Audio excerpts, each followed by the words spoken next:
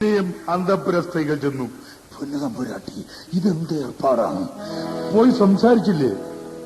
ഞാൻ സംസാരിച്ചു, നിങ്ങൾ പറയുന്ന പോലൊക്കെ സംസാരിച്ചു. എന്നിട്ട് അതൊത്തില്ല തമ്പുരാട്ടി, അങ്ങനെ പോരാ. ആ സ്ത്രീകൾ അവളെ അണിയാൻ തുടങ്ങി.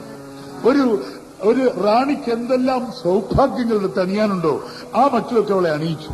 പിലിച്ചുരുൾമുടി കട്ടിവച്ച് അഞ്ജനം കൊണ്ടവൾ കണ്ണെഴുതി കണ്ണാടി നോക്കി തിലകം തൊട്ട് എഴുകടലോടി വന്ന പട്ട് പച്ചോലപ്പട്ടു ചുളിയും സമയങ്ങളെല്ലാം ചമഞ്ഞൊരുങ്ങി. ഞാൻ വരുന്നു നമ്മുടെ വടക്കം പാട്ടുകാരന്റെ നായികയെ പോലെ തമ്പുരാട്ടി ഓമറിന് മുമ്പിൽ പ്രത്യക്ഷപ്പെട്ടിരിക്കുന്നു. മുമ്പെങ്ങുമില്ലാത്ത മട്ടിൽ ഓമർ തന്നെ അത്ഭുതമായിപ്പോയി. തന്റെ മുമ്പിൽ എന്ത് തമ്പുരാട്ടി ഇങ്ങനെ അണിഞ്ഞിരിച്ചു വന്നിരിക്കുന്നു? ഓമർ, ശില്പി വരൂ. തമ്പുരാട്ടി, നിങ്ങൾക്ക് എന്നോട് ഇഷ്ടമില്ല. ഒരു പുതിയ മേനക വന്നിരിക്കുകയാണ്. ഈ പുതിയ വിശ്വാമിത്രന്റെ തപസ് മുടക്കാൻ. പ്രേമിക്കാനില്ലാത്തവൻ ഗർഭമെന്ന് പാടിക്കൊണ്ട് തപസ് ചെയ്യുന്ന ഈ പുതിയ വിശ്വാമിത്രന്റെ തപസ് മുടക്കാൻ പുതിയ മേനക വന്നിരിക്കുന്നു. ഓമർ, തമ്പുരാട്ടി, നിങ്ങൾക്ക് എന്നോട് ഇഷ്ടമില്ല. അങ്ങനെ പറയുന്നത് തമ്പുരാട്ടി. അടിയന്റെ മനസ്സിൽ പരിശുദ്ധ പ്രേമം ഇങ്ങനെ ഭക്തിവിടുത്ത് നൃത്തമാടുകയല്ലേ. പിന്നെ പരിശുദ്ധ പ്രേമം നിങ്ങൾക്ക് തെളിയിച്ചിട്ടില്ല. ഒന്ന് തെളിയിച്ചു. എനിക്ക് വേണ്ടി, മറ്റാർക്കും വേണ്ടിയല്ല. ഈ പള്ളിമന്ദിരം പൂർത്തിയാക്കും. എന്താ വേണ്ടത്? ആവശ്യം എന്താണ്? നിങ്ങൾക്ക് ഈ രാജ്യത്ത് കിട്ടാവുന്നതൊക്കെ കിട്ടും. എന്തും. പൊന്നും പണ്ടവും രത്നവും രാജഭണ്ഡാരം ശില്പി മുഖ്യപദവിയിടുമെന്നറിഞ്ഞാൽ എന്റെ ഭർത്താവ് വരുമ്പോൾ നിങ്ങളെ ശില്പി മുഖ്യനായിട്ട് വായിക്കാൻ പോവുകയാണ്. ശില്പി മുഖ്യപദവിയും ശില്പിടുമെന്നറിഞ്ഞാൽ പൊന്നു തമ്പുരാട്ടി, എനിക്ക് യാതൊന്നും വേണ്ട.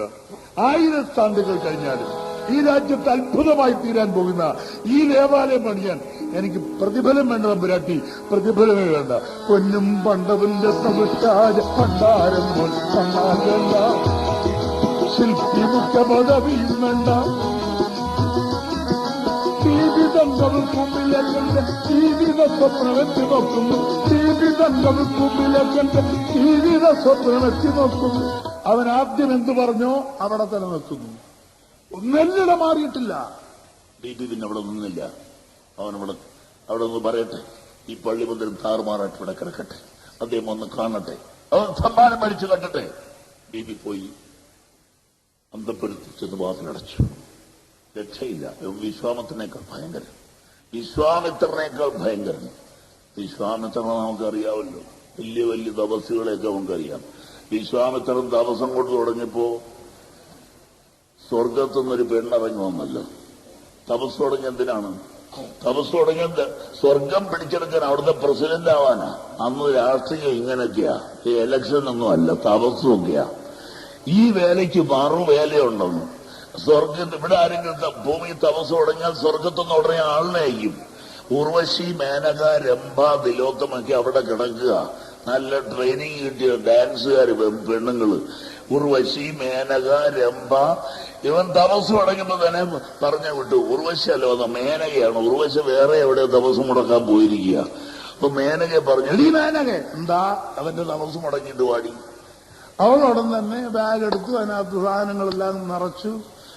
പതുക്കെ വന്ന് നോക്കിയപ്പോ ഒരു രക്ഷയില്ല. പുള്ളിക്കാരൻ ഇരിപ്പ് കണ്ടപ്പോൾ കാർ കൊണ്ട് മിണ്ടാത്തൊരു കൊണ്ടൽ പോലെ, കല്ലോലമില്ലാതൊരു ആഴി പോലെ, കാറ്റിൽപ്പെടാ ദീപവുമെന്ന പോലെ നിഷ്പന്ദമായി പ്രാണനടക്കി വെച്ചും വിടർന്ന ചന്താമര പോലെ മേന്മേൽ തുടയ്ക്കുമേൽ കൈകൾ മലർത്തി വെച്ചും ഉള്ള ഇരിപ്പ്. ഈ തപസ് കണ്ടപ്പോ മനസ്സിലായി അവൻ ഇളകുന്ന ജാതിയല്ല, ഈ തപസ് മുടങ്ങുന്ന ജാതിയല്ല. പിന്നെ നോക്കാം, ഒക്കട്ടെ. അവള് കണ്ണിൽ കരി എഴുതി, ചുണ്ട് ചോപ്പിച്ചു, മുടി അങ്ങോട്ട് തെറ്റിയെടുത്ത്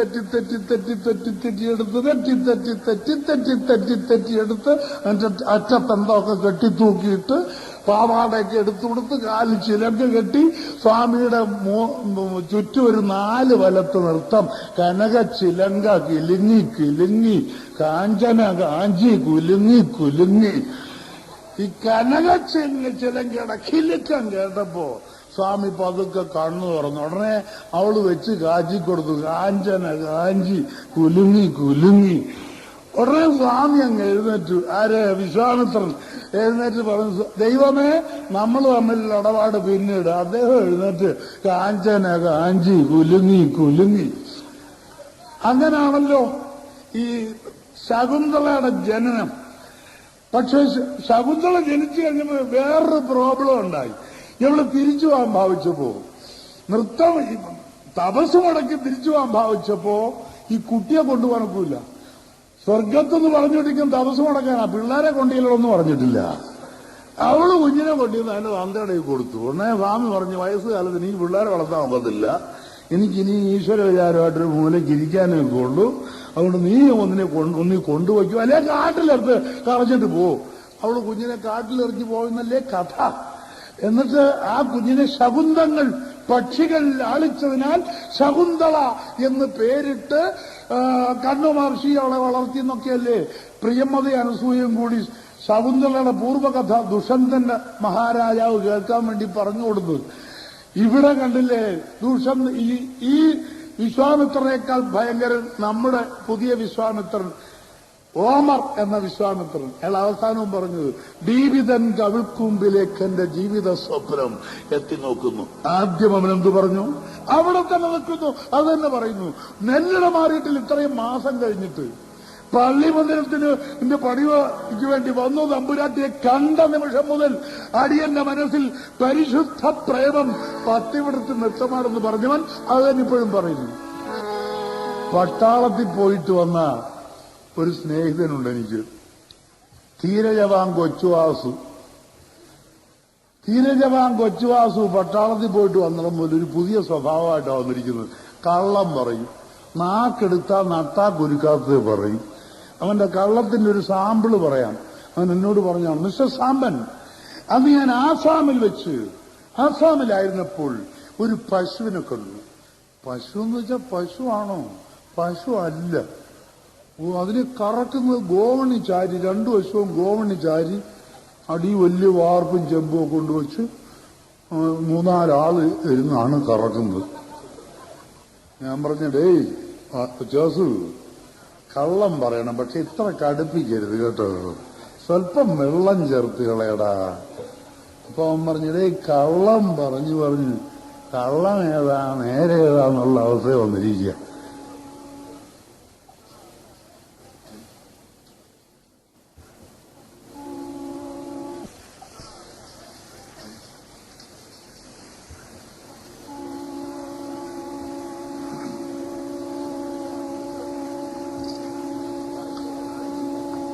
കഴിക്കാൻ ഞാന് കള്ളം പറഞ്ഞ് കള്ളം ഏതാന്ന് ഏതാന്ന് അറിയാൻ വയ്യാത്ത അവസ്ഥയാണ്. അതുകൊണ്ട് നാളെ മുതൽ സാംബശൻ എന്നെ ഒന്ന് സഹായിക്കണം. ഞാൻ കള്ളം പറയുന്നതായിട്ട് തോന്നിയാൽ മറ്റാരും പറയാം, എന്റെ ഷർട്ടിലോ മറ്റൊന്ന് പിടിച്ചു വെട്ടിയേക്കണം.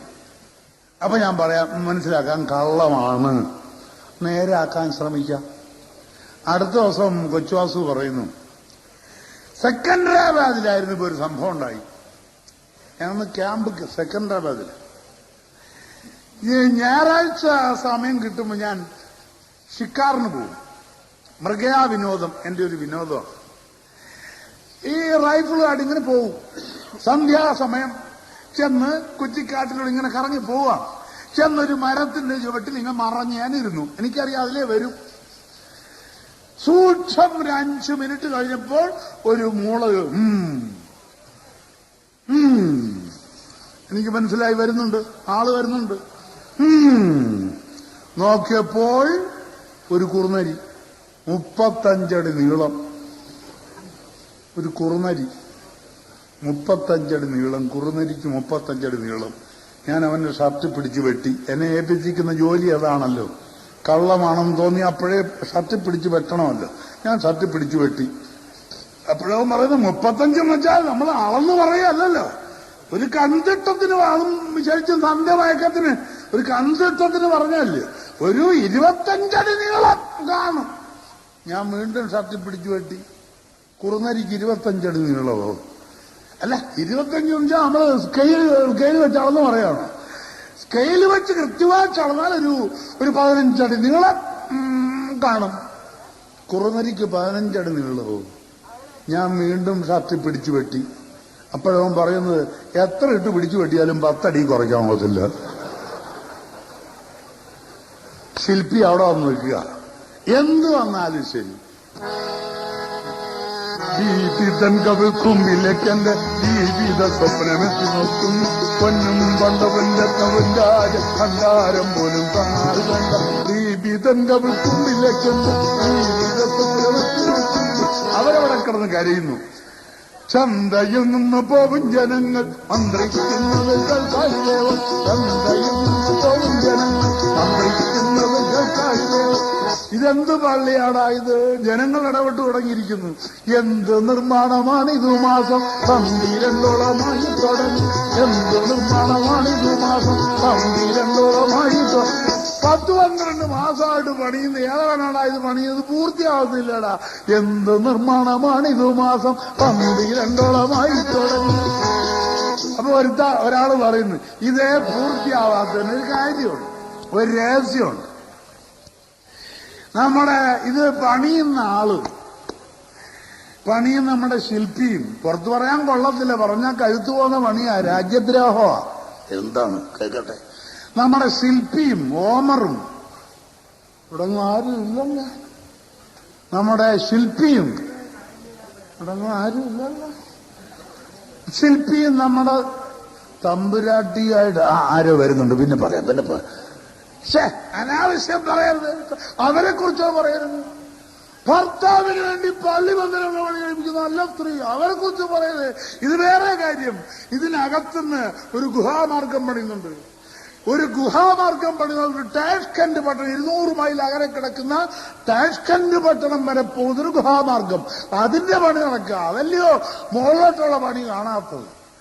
അപ്പൊ ഒരു അമ്മാവൻ പറഞ്ഞു, മക്കളെ നിങ്ങൾ എന്ത് പറഞ്ഞാലും ശരി, ഈ പള്ളി മന്ദിരം പൂർത്തിയായാല് ഒരു പള്ളി തന്നെ ആയിരിക്കും. പിന്നെ പള്ളി ഒന്നിനും പൂർത്തിയായാൽ പിന്നെ പള്ളിക്കൂടമായിരിക്കുമോ? മക്കളെ ഇതിന്റെ മുകളിൽ കയറുതായി ചൊവ്വ നോക്കിയാൽ തെക്കു പശ്ചിമ ദിക്ക് നോക്കുമ്പോൾ മക്കം കാണാം മദീനവും കാണാം. തെക്കു പശ്ചിമ ദിക്ക് നോക്കുമ്പോൾ മക്കം കാണാം മദീനവും കാണാം. തെക്കു പശ്ചിമ ദിക്ക് നോക്കുമ്പോൾ മക്കം കാണാം മദീനവും കാണാം. ഇപ്പോൾ വരുന്നൊരു കെസ് പാട്ടുകാരൻ, പാവനനായ മുഹമ്മദ് പള്ളിയോരം പാവനനായ മുഹമ്മദ് പള്ളിയോറങ്ങും കാണാം. എന്നാൽ സോദര വിശ്വാസികളുടെ സുന്ദര നഗരം കാണാം. പാവനനായ മുഹമ്മദ് മുസ്തഫ പള്ളിയോറങ്ങും കാണാം. ഇങ്ങനെ ആളുകൾ അവരുടെ സരസ്വതി വിലാസം അനുസരിച്ച് ഈ പള്ളി മന്ദിരം തീരാത്തിന്റെ കഥകൾ കെട്ടിച്ചമയ്ക്കുകയാണ്. ബീനി തമ്പുരാട്ടി എഴുന്നേറ്റ് സപ്രപഞ്ചത്തിൽ എഴുന്നേറ്റ് കണ്ണു തുടച്ചു.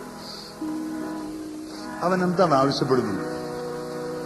ഈ ദേവാലയം പണിഞ്ഞവൻ ആവശ്യപ്പെടുന്ന പ്രതിഫലം എന്താ? പൊന്നും പണ്ടവും രത്നവും രാജഭണ്ഡാരവും ശില്പി മുഖ്യപദവി പോലും അവൻ ആവശ്യമില്ല. 1000 ആണ്ടുകൾ കഴിഞ്ഞാൽ ഈ രാജ്യത്തിൽ അത്ഭുതമായി ശേഷിക്കാൻ പോകുന്ന ദേവാലയം പണിയാൻ അവൻ ആവശ്യപ്പെടുന്നത് ഒന്നുമല്ല. അവനൊന്നും വേണ്ട.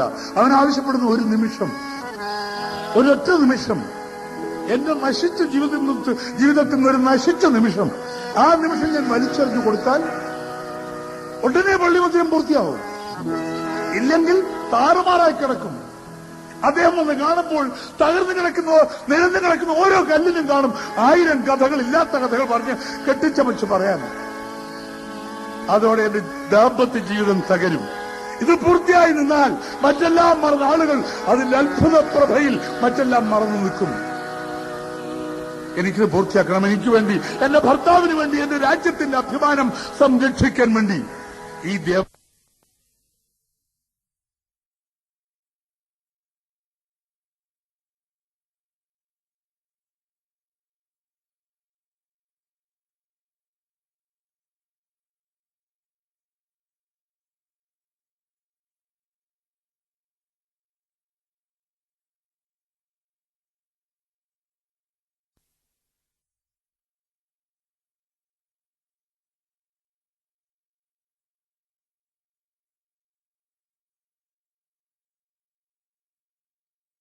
ഈ ദേവാലയം എനിക്ക് പൂർത്തിയാക്കണം.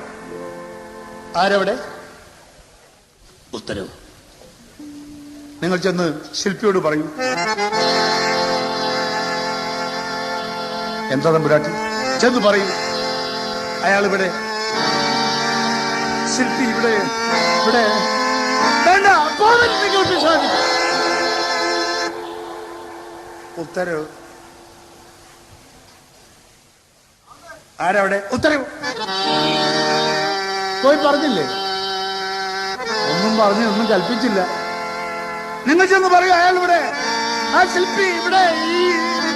വേണ്ട, വേണ്ട, ഉത്തരവ്.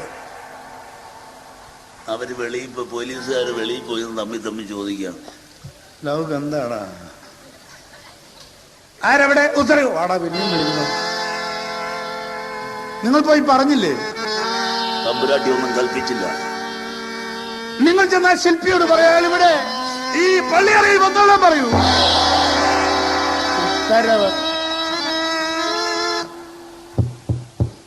ഓമർ അയാളകത്ത് ഒരു ചിത്രം വരച്ചുകൊണ്ടിരിക്കുക, തമ്പുരാട്ടിയുടെ ചിത്രം. മനസ്സിന് സമാധാനത്തിന് വേണ്ടി ചിത്രം വരച്ചുകൊണ്ടിരിക്കുകയാണ്. വാതിൽ തട്ടിയപ്പോൾ ചിത്രം എടുത്ത് തിരിച്ചു വെച്ചു. ചിത്രകാരന്റെ വേഷം പകർന്നു ഒന്ന് വാതിൽ തുറന്നു. എന്താ? നിങ്ങൾ അന്തപുരത്തിലെ ഭൃത്യന്മാരല്ലേ? എന്താണ് വിശേഷം? നിങ്ങളല്ലേ ഓമർ? അതെ. ഈ പള്ളിമന്ദിരം പണി നിങ്ങളല്ലേ? അതെ. BP ചന്നുവും തമ്പുരാട്ടി കൽപ്പന അയക്കുന്നു, ഓമർ ഉടനെ പള്ളിയറയിൽ എത്തിക്കൊള്ളാൻ. കാമബാണം പോലെത്തി ശില്പിയ കൊട്ടാരത്തിൽ, കാമബാണം പോലെത്തി ശില്പിയ കൊട്ടാരത്തിൽ, കാമബാണം പോലെത്തി ശില്പിയ കൊട്ടാരത്തിൽ. കൊട്ടാരത്തിന് രണ്ടാമത്തെ നില വരെ അതിവേഗത ചെന്നു. പക്ഷെ രണ്ടാമത്തെ നിലയെത്തി ഒരു സംശയം. കഴുത്തിന് ഒരു കുഴപ്പം വരുമോ? വരുന്ന വരട്ടെ. കാമൻ കടുംതോടി കൊട്ടും മഞ്ഞുമായി കാൽമന്ദം വച്ചു നടന്നു താനി. കാമൻ കടുംതോടി കൊട്ടും മഞ്ഞുമായി കാൽമന്ദം വച്ചു നടന്നു താനി. അന്യായമിന്നോളം തിണ്ടിയിട്ടില്ലാത്ത വിധിനികേതത്തിൽ ചെന്നു കയറി. അന്യായം ഇന്നോളം തിണ്ടിയിട്ടില്ലാത്ത വിധിനികേതത്തിൽ ചെന്നു കയറി. മുറിക്കുള്ളിൽ കടക്കാൻ കഴിഞ്ഞില്ല. കാരണം തമ്പുരാട്ടി വാതിൽപ്പടിക്കൽ നിൽക്കുന്നു. മുഖപ്പെട്ടുമറയും പൊക്കി പുത്തൻ പ്രതിമാശില്പം പോലെ ആ കവിൾത്തളം മറച്ചിട്ട് കേൾക്കാൻ സാരിത്വം വലിച്ചു എത്തിപ്പിടിച്ച് നിൽക്കുന്നു ധന്നും ബീവി. ഓമറിൻ ചുണ്ടേൽക്കുവാൻ പൊൽക്കവിൾത്തടം കാട്ടി അങ്ങനെ കണ്ണും പൂട്ടി. വേണക്കല്ല് കടഞ്ഞെടുത്ത് പ്രതിമാശില്പം പോലെ ആ ശില്പിക്ക് അങ്ങനെ തോന്നുന്നു. തമ്പുരാട്ടി നിൽപ്പ് കണ്ടപ്പോൾ പൊൽക്കവിൾത്തടം കാട്ടി അങ്ങനെ കണ്ണും പൂട്ടി. ഒരു നിമിഷം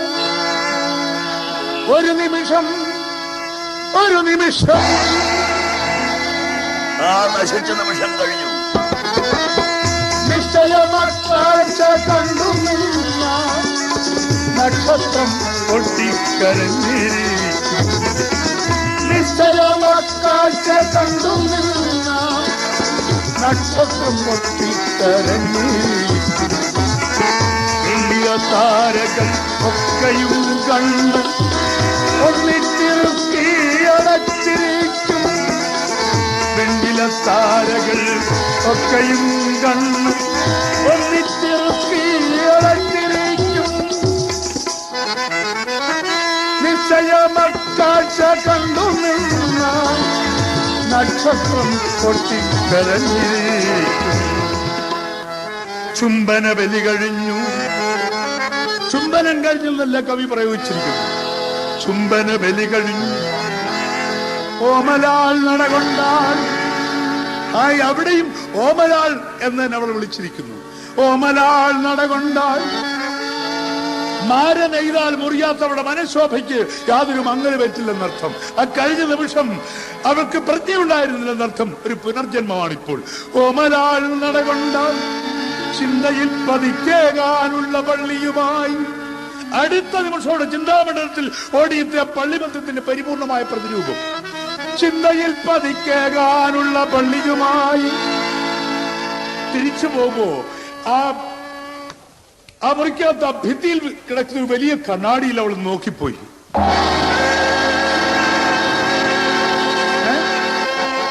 എന്താ ഇത്?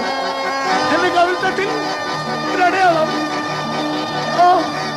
മായുന്നില്ല, ഇത് മായുന്നില്ല, മായുന്നില്ല. കനകാങ്കുലികളാൽ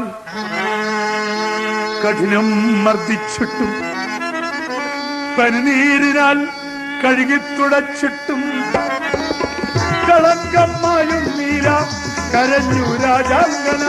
കളങ്കമായും നീല കരഞ്ഞു രാജാങ്കന.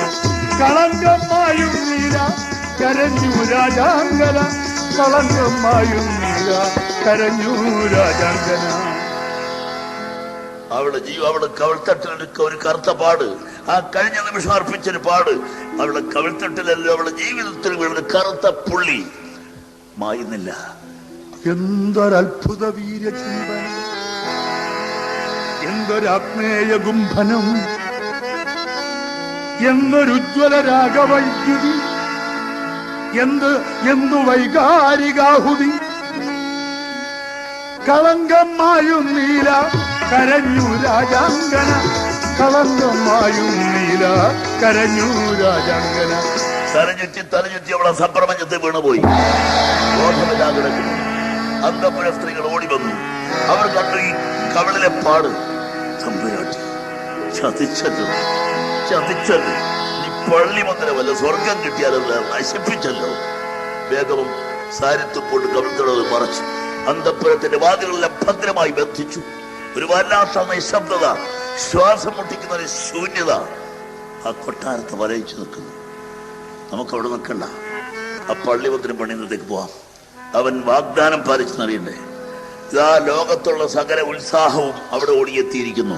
ഹോമർ ഓടി നടന്ന് നിർദ്ദേശം കൊടുക്കുന്നു. അല്ല, പള്ളിമന്ദിരത്തിന്റെ 7ാമത്തെ നിലവരെ പണിഞ്ഞ് പൂർത്തിയാക്കിയിരിക്കുന്നു.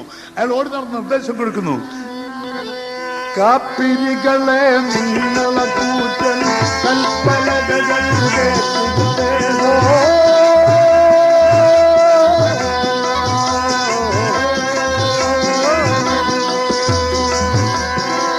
അമ്പിളിക്കല ചുംബിച്ചുകൊണ്ടൊരു കുംഭഗോപുരമുണ്ടായി വരേമോ.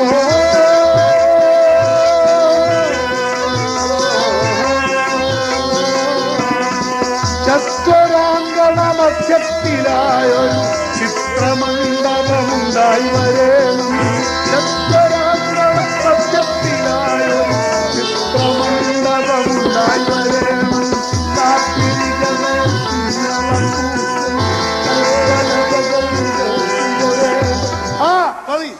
ഓടിച്ചെന്ന് ബ്രഷ് പിടിച്ചു മേടിച്ചു. അവസാനം ആ ചന്ദ്രക്കലയും നക്ഷത്രമൊക്കെ അയാൾ തന്നെ അതിന്റെ മിനുക്കുപണി അയാൾ തന്നെ ഏർപ്പെട്ടു. അവസാനം അവൾ വിളിച്ചു പറയുന്നു, പ്രഖ്യാപിക്കുന്നു, ഓമർ ആരംഭിച്ച ഈ പള്ളിമന്ദിരത്തിന്റെ പണി പൂർത്തിയായിരിക്കുന്നു. ഇതിനെ വലയിച്ചു നിൽക്കുന്ന ഈ മറകളെല്ലാം അഴിച്ച് മാറ്റിക്കൊള്ളു. ആ മറകളെല്ലാം അഴിഞ്ഞ് കാറ്റിൽ പാറി പോകുന്നു. നീലാകാശത്തിൽ വെണ്ണക്കൽ കടഞ്ഞത് മനോഹരമായ ഒരു കവിതയുടെ പ്രതിരൂപം ഇതാ ഉയർന്നു നിൽക്കുന്നു.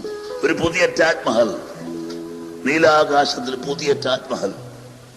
ഈ പള്ളിമന്ദിരം കാണാൻ സമർഖണ്ഡ് നഗരത്തിലേക്ക് സൗന്ദര്യ ആരാധകരുടെ പ്രവാഹം. ഒരാൾ മാത്രം വന്നില്ല. തമ്പുരാട്ടി വന്നില്ല. എന്ത് സംഭവിച്ചു? എന്തു പറ്റി? ദിവസവും വരുമായിരുന്നു. എന്താ, എവിടം വരെയായി എന്ന് അന്വേഷിച്ച് തമ്പുരാട്ടി പൂർത്തിയായിട്ട് പുറത്തേക്ക് വരുന്നില്ല. ഈ പള്ളിമന്ദിരത്തിന്റെ നിഴൽപ്പാട് ചെന്ന് ആ അന്തപുരത്തിന്റെ പടിവാതിക്ക് കാവൽ കടന്നിട്ടും പാട് കടന്നിട്ടും തമ്പുരാട്ടി കാണുന്നില്ല. എന്തു പറ്റിയോ? എങ്ങനെ അറിയാനാ? അന്തപുരത്തിന്റെ രഹസ്യം അങ്ങാടി പാട്ടാകുമെന്ന് കേട്ടിട്ടുണ്ട്. പാട്ടായി അലനാൾ കിടന്ന് പെണ്ണ് നീരിറക്കിടാതെ കൊലവും കരിഞ്ഞുപോയി ചോറു കണ്ടിടാതെ കാലുനാൾ കിടന്നു പെണ്ണ് നീരിറക്കിടാതെ കൊലവും കരിഞ്ഞുപോയി ചോറു കണ്ടിടാതെ ആഹാരം വേണ്ട, ആഭരണം വേണ്ട, കാച്ചിയുടുത്തില്ല, തുമ്മ കണ്ടതില്ല, കാച്ചിയ പൊന്നരഞ്ഞാണം നീക്കി വച്ചു ദീപി, കാച്ചിയ പൊന്നരഞ്ഞാണം നീക്കി വച്ചു ദീപി, കാച്ചിയ പൊന്നരഞ്ഞാണം നീക്കി വച്ചു. കൊടുങ്കൈ കുത്തി കിടക്കുന്നവൾ കണ്ണാടി നോക്കി കവളിലെ ആ കറുത്ത പാട് ജീവിതത്തിൽ വീണ കറുത്ത പുള്ളി കണ്ണുനീര് കൊണ്ട് പശ്ചാത്താപ ബോധത്തിന്റെ അശ്രുധാരയാൽ പവിത്രമാക്കാൻ ശ്രമിച്ചുകൊണ്ട് കാലുനാൾ കിടന്നു പെണ്ണ് നീരിറക്കിടാതെ കൊലവും കരിഞ്ഞുപോയി ചോറു കണ്ടിടാതെ. അവസാനം അവൾ കണ്ണാടി വലിച്ച് നേരെ വെച്ചു കൊടുത്തു. ആ ഭിത്തിയിൽ അടിച്ച് പൊട്ടിച്ചതിന് പളുങ്കുമണി പോലെ താഴുന്നു. അവൾ എന്നിട്ട് ഓടുന്നു. അന്തപ്പുര സ്ത്രീകൾ പിന്നാലെ. അവിവേകം ഒന്നും കാണിക്കൽ. അവൾ ചെന്ന് ആ ജാലകം തുറന്നു. അയ്യോ തമ്പുരാട്ടി, അവിവേകം ഒന്നും കാണിക്കൽ. അവൾ ചെന്ന് കൈക്ക് പിടിച്ചു. എന്നെ വിടാൻ. എന്താ തമ്പുരാട്ടി, നിങ്ങളൊന്നും കേൾക്കുന്നില്ലേ? അങ്ങ് ദൂരെ ഒരു ആരവം നിൽക്കുന്നില്ലേ? നോക്ക്, ആ കുന്നുകൾക്കപ്പുറത്ത് പൊടി പൊങ്ങുന്ന കണ്ടില്ലേ? മൂടൽ മഞ്ഞ് പോലെ കണ്ടില്ലേ? പൊടി ഉയരുന്നു കണ്ടില്ലേ? എന്റെ ഭർത്താവിന്റെ തിരിച്ചു വരവാണ്. ഇന്നൊരു വർഷം തികയാണ്. തിമൂർ ബന്ധം തിരിച്ചു വരവാണ്. ആ കുന്നിന്റെ മുകളിൽ കുതിരപ്പട്ടാളം പ്രത്യക്ഷപ്പെട്ടു കഴിഞ്ഞു. ആ തലപ്പാവും കെട്ടി ഏറ്റവും മുമ്പന്തിയിൽ വെള്ള കുതിരപ്പുറത്ത് വായിച്ചു വരുന്നു തിമൂർ മന്നൻ. വരിയായിട്ട് ഇറങ്ങി വരുന്നു. കൊള്ളയടിച്ച് മുതലെല്ലാം കെട്ടിവച്ച കുതിരപ്പുറത്ത് വരിയായിട്ട് അവരിങ്ങനെ വരുന്നു. പെട്ടെന്ന് അദ്ദേഹം കടിഞ്ഞാൻ വലിച്ചു. ഇതില് മുമ്പോട്ട് പോരുത്, വഴിതെറ്റി. നമുക്ക് വഴിതെറ്റിയെന്ന് തോന്നുന്നു. അവിടെ മണലാരണ്യം കഴിഞ്ഞപ്പോൾ എനിക്ക് സംശയമുണ്ട്, വഴിതെറ്റി. ഇതാ ഒരു പുതിയ പള്ളി മന്ദിരം നമ്മുടെ നാട്ടിലില്ല. ഇങ്ങനെ ഒരു സ്ഥാപനം, ഇങ്ങനെ ദേവാലയം നമുക്കില്ല.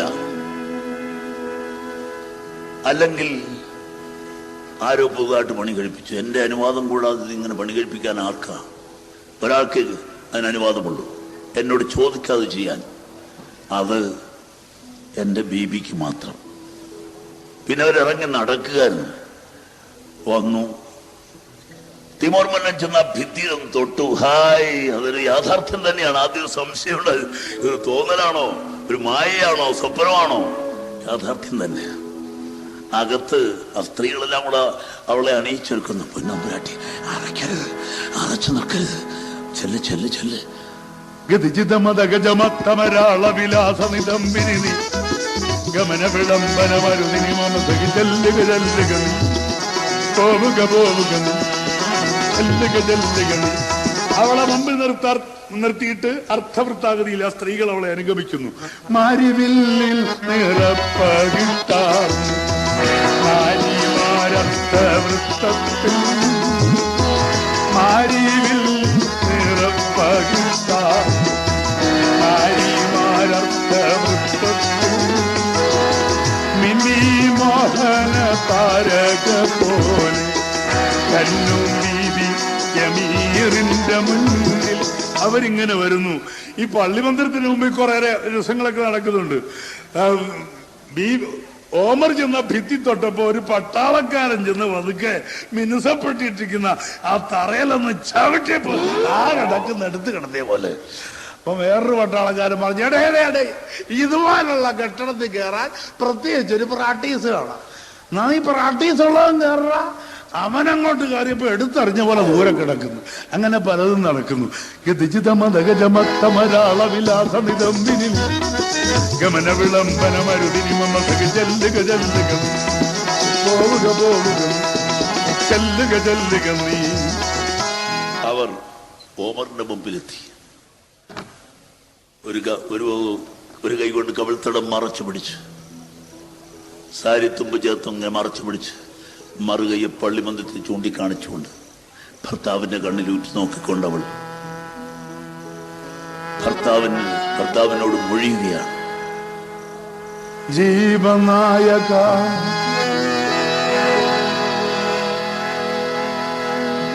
സ്വീകരിച്ചാലും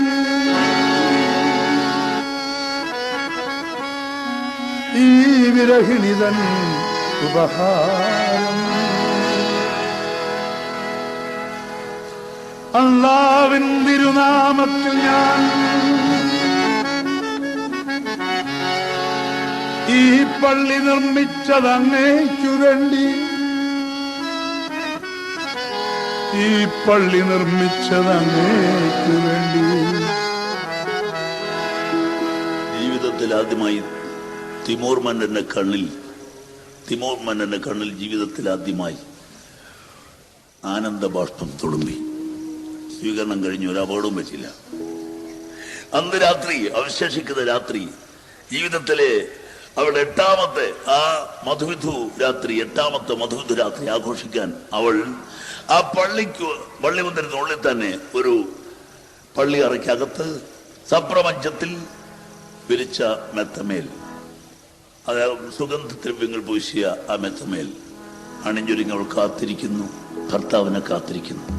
വരുന്നു, തിമോർ മന്നൻ വരുന്നു. വരികയാണ് ഭരതമായ വസന്തരാത്രി, വരികയാണ് രാത്രി ഭരതമായ രാത്രി, വളരെ നാളുകൾക്കു ശേഷം ആ വസന്തരാത്രി.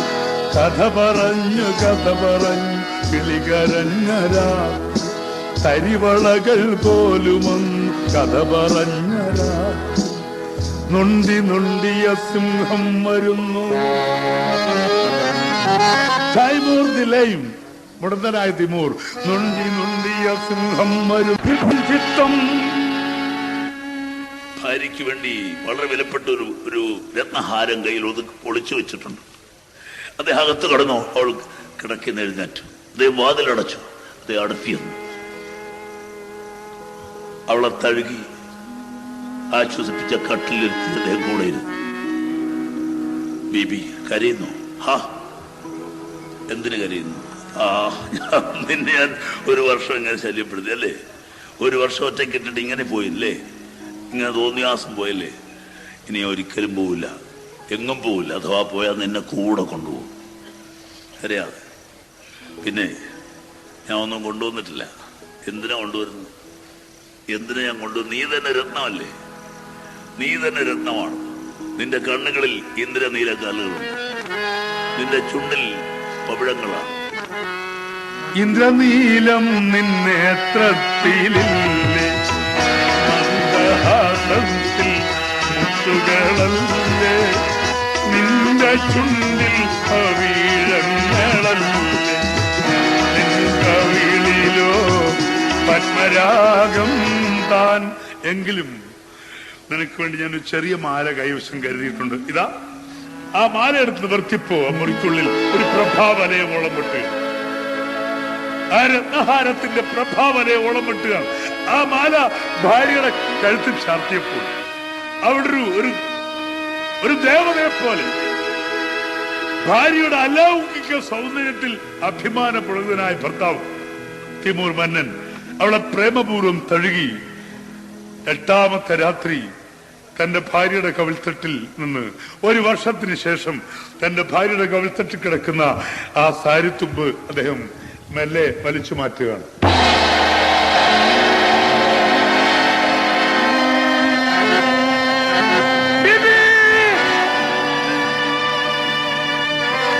എന്താണ് ഈ അടയാളം?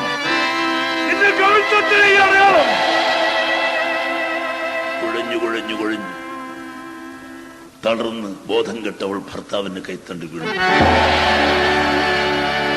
തളർന്നു കിടക്കുന്ന താമരത്തണ്ട് പോലെ തന്റെ കൈത്തണ്ട് വീണ് കിടക്കുന്ന ഭാര്യ ഈ കഴിഞ്ഞൊരു വർഷത്തിനുള്ളിൽ സംഭവിച്ചതെല്ലാം എല്ലാം സത്യസന്ധമായി വിസ്തരിച്ചു പറയുകയാണ്. എല്ലാം കേട്ടുന്ന മനുഷ്യൻ അവസാനം അവളെ ഭാര്യയെടുത്ത കിടക്കയുടെ ഒരു കോളിലേക്ക് ഏറ് കൊടുത്തു. ഊരിപ്പിടിച്ച വാളുമായി പാഞ്ഞു പോകുന്നു. ആരവിടെ? ആ കൊട്ടാരത്തിന്റെ ആ പള്ളിമഞ്ചത്തിന്റെ മുകൾ തട്ടിൽ വെട്ടിത്തിളങ്ങുന്ന വാള് ഉയർന്നു നിൽക്കുന്നു തിമൂർ മന്നൻ. ആ മുറ്റം നിറയെ പട്ടാളം, മലവെള്ളം പോലെ പട്ടാളം. ഈ പള്ളിമന്ദിരം പണിഞ്ഞവൻ ഓമറോട് വരാൻ പറയും. ഓമർ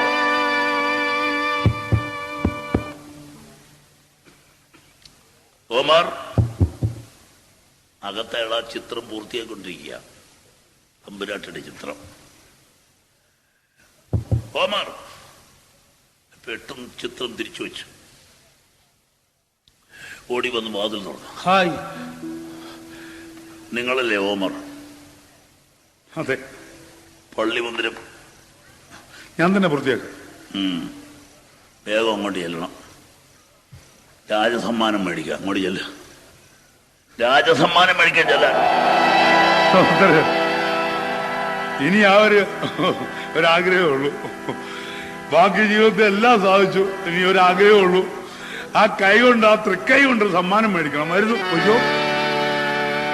ഒരു മിനിറ്റ്, ഞാൻ വേഷമൊക്കെ ഒന്ന് വാങ്ങി. പൊയ്ക്കോ. അയാൾ അകത്ത് കയറി മഞ്ഞപ്പട്ടുകുപ്പായവും ഇട്ട് കുഞ്ഞി ശിരസിലും വെച്ച്, മഞ്ഞപ്പട്ടുകുപ്പായവും ഇട്ട് കുഞ്ഞി ശിരസിലും വെച്ച്, കൊച്ചു ശിഷ്യന്റെ കൈയും പിടിച്ച് ശില്പിത കൊട്ടുവേഗം നടന്നു. കൊച്ചു ശിഷ്യന്റെ കൈയും പിടിച്ച് ശില്പിത കൊട്ടുവേഗം നടന്നു. വെട്ടിത്തിളങ്ങുന്ന വാളുമായി തിമൂർ മന്നൻ അവിടെ ഇങ്ങനെ കറങ്ങി നടക്കുകയാണ്. അദ്ദേഹത്തിന്റെ മുമ്പിൽ ഒരു പയ്യൻ, ഓമറിന്റെ ശിഷ്യൻ കൈനീട്ടി. പൊന്നുതമ്പുരാനെ, അടിയൻ ഓമറിന്റെ ശിഷ്യൻ. എവിടെ നിന്റെ ഗുരുനാഥൻ? പൊന്നുതമ്പുരാനെ, അടിയനും ഗുരുനാഥനും ഒന്നിച്ചാണ് വന്നത്. ഈ 4ാമത്തെ പടി വരെ ഞങ്ങൾ ഒന്നിച്ചാ വന്നത്. 4ാമത്തെ പടി വരെ ഗുരുനാഥൻ മുമ്പേ ഉണ്ടായത്, ഞാൻ പുറകിനായിരുന്നു. 4ാമത്തെ പടി വന്നപ്പോ ഗുരുനാഥനെ പിന്നെ കണ്ടില്ല. ചിറക് വെച്ച് പറന്നു പോയെന്നാവും, കണ്ടില്ല. പിന്നെ തിമൂറിന്റെ കയ്യിൽ വാളെന്ന് വെട്ടിത്തിളങ്ങി. ഒരു തല തെറിച്ച് ദൂരെ പോയി. ഒരു കുടം ചോര അവിടെ ഒഴുകി. ഒരു കബന്ധം കടന്ന് കൈകാലിട്ടടിക്കുന്നു. പിടിക്കുവനെ. ഓമർ രക്ഷപ്പെട്ടിരിക്കുന്നു. പിടിക്കുവനെ. രാജ്യവാസകലം പട്ടാളം, പട്ടാളം, പട്ടാളം, പട്ടാളം. അടിയന്തരാവസ്ഥ കാലത്തെ പട്ടാളം. ഇനി തിരക്കാനൊരു സ്ഥലമില്ല. തിരക്കി പട്ടാളക്കാരെല്ലാം കുഴഞ്ഞു. ഒരു പട്ടാളക്കാരൻ പറയുന്നു, ഞാനിനി രാജധാനിയിലേക്ക് വരുന്നില്ല. എന്താ? അവനെ പിടിക്കാമെന്ന് അയാള് തല കഴുത്തേ വെച്ചേക്കോ. തലയില്ല, പിന്നെ കാണാൻ കൊള്ളൂ. അവിടെ നോക്കടാ. അവിടെ ഒന്ന് കുഴിച്ചു നോക്കിയ സംശയം കണ്ടെടുത്ത് കുത്തി കുഴിച്ചു നോക്കി. അവിടെ ഒരു കരിയിലെ കമന്ന് കിടക്കുന്നു. അതൊന്ന് പൊക്കി നോക്കി, ചിലപ്പോ അതിന്റെ കീഴിൽ കാണും. ഇനി നോക്കാനൊരു സ്ഥലമില്ല. കുന്തം കണ്ടില്ലേ കുടത്തിലും തപ്പണമെന്ന് പറയും. സകല കുടം അടിച്ചടച്ച് നോക്കി, ഒരു കുടത്തിലും കുന്തമില്ല. അവസാനം അന്വേഷിച്ച് ഈ മൂപ്പന് ചോദിക്കുന്ന കഥ പറഞ്ഞുകൊണ്ടിരുന്ന മൂപ്പല് നമ്മളോട് ചോദിക്കുകയാണ്, എങ്ങു പോയി ശില്പി.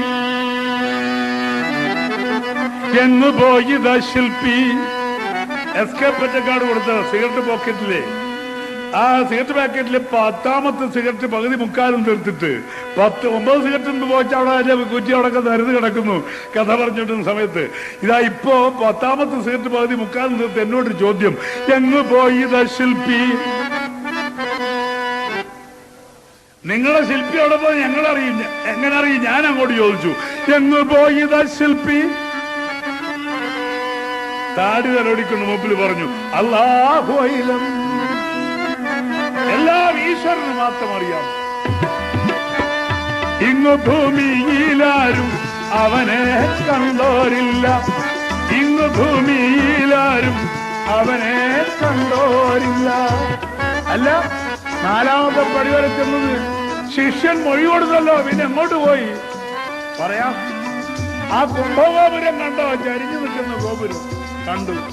എന്തിനാ അയാൾ പണിഞ്ഞത്? തമ്പുരാട്ടിക്ക് വേണ്ടി അല്ല, പിന്നെ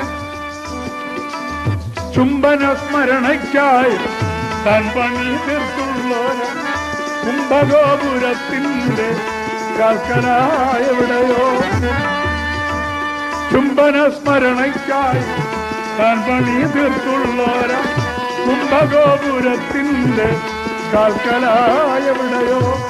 ഓമർ തൻ സ്വന്തം കഥ തീർത്തു വച്ചിരുന്നത്രേ. അയാളുടെ സ്വന്തം ശവകുടീരം അതിനകത്ത് മറ്റാരും അറിയാതെ പണിഞ്ഞു വെച്ചിരുന്നു. ആ മുറി പൂകാനൊരു ഗൂഢമാർഗവും വേറെ, ആ മുറി പൂകാനൊരു ഗൂഢമാർഗവും വേറെ. ശിഷ്യനെ പോലും അറിയിക്കാതെ ആ ഗൂഢമാർഗത്തിലൂടെ അയാൾക്ക് വേണ്ടി പണിഞ്ഞു വെച്ചിരുന്ന സ്വന്തം ഖബറിനുള്ളിലേക്ക് പാഞ്ഞു കയറി പോവുകയും അതിന്റെ വാതിൽ അയാൾ തന്നെ എന്നേക്കും വലിച്ചടയ്ക്കുകയും ചെയ്തു. ഈ പള്ളി മേടയ്ക്കുള്ളിൽ ഒളിച്ചു കിടപ്പുള്ളു ഇന്നും ആ പ്രണയാർത്ഥൻ, ഇന്നും ആ പ്രണയാർത്ഥൻ. തറകൾ പാണച്ചടിത്തറവാടുകളായി, കല്ലറകൾ നരിച്ചീറിനാവാതരംഗങ്ങളായി. എങ്കിലും ഇതിനുള്ളിൽ നിന്നൊരത്ഭുത പ്രേമ സങ്കടഗാനം കേൾക്കാം കരളുള്ളവർക്കെല്ലാം. അത്ഭുത പ്രേമ സങ്കടഗാനം, സങ്കടഗാനം കേൾക്കാം കരളുള്ളവർക്കെല്ലാം, കരളുള്ളവർക്കെല്ലാം, കരളുള്ളവർക്കെല്ലാം, കരളുള്ളവർക്കെല്ലാം.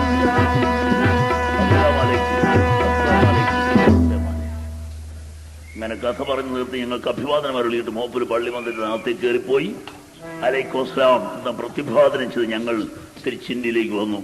ഇവിടെ വന്നോട് തന്നെ SK പൊറ്റക്കാട് അത് പ്രേമശില്പി എന്ന പേരിൽ എഴുതി ഞാനിതാ കഥാപ്രസംഗ രൂപത്തിൽ ഈ 30-ാം വർഷത്തിലും നിങ്ങളുടെ സമക്ഷം അവതരിപ്പിച്ചു. ആദ്യാവസാനം ഈ കഥ കേട്ടിരുന്ന് ഞങ്ങളെ അനുഗ്രഹിച്ച് നിങ്ങൾക്ക് ഏവർക്കും ഒരിക്കൽ കൂടി നന്ദി പറഞ്ഞുകൊണ്ട് അവസാനിപ്പിക്കുന്നു. അഭിവാദനം.